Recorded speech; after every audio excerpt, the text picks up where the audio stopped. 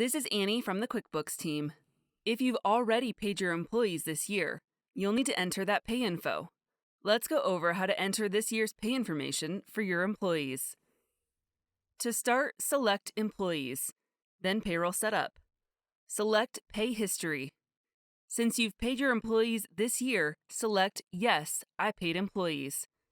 The next question is, do you want to consolidate paychecks for the previous quarters? We recommend this option to enter your pay history faster.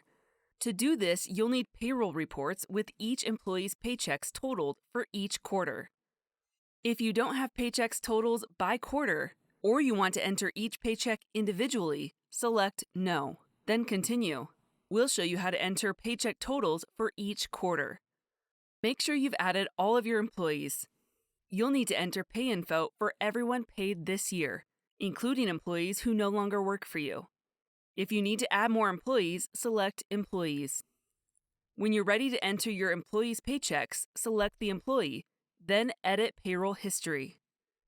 If your employee was paid in quarter 1, January through March, select the box.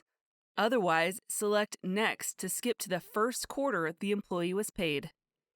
QuickBooks pre-fills the dates for you. Enter the payroll info for each applicable row. Make sure to fill in all the different pay types and taxes showing on your payroll reports or pay stubs so your employees' W-2s will be accurate at the end of the year. Select the next quarter your employee was paid and continue entering all paycheck info. When you get to the current quarter, you'll need to enter each paycheck separately for your employee. Repeat these steps for all employees you paid this year, even if they don't work for you anymore. If you need to take a break and come back later, close the payroll setup. Don't worry, your info will save. When you've finished entering pay history for all of your employees, select Finished Entering. A green check mark should appear next to paychecks. Nice work! Now you're ready to enter your prior tax payments and non-tax payments.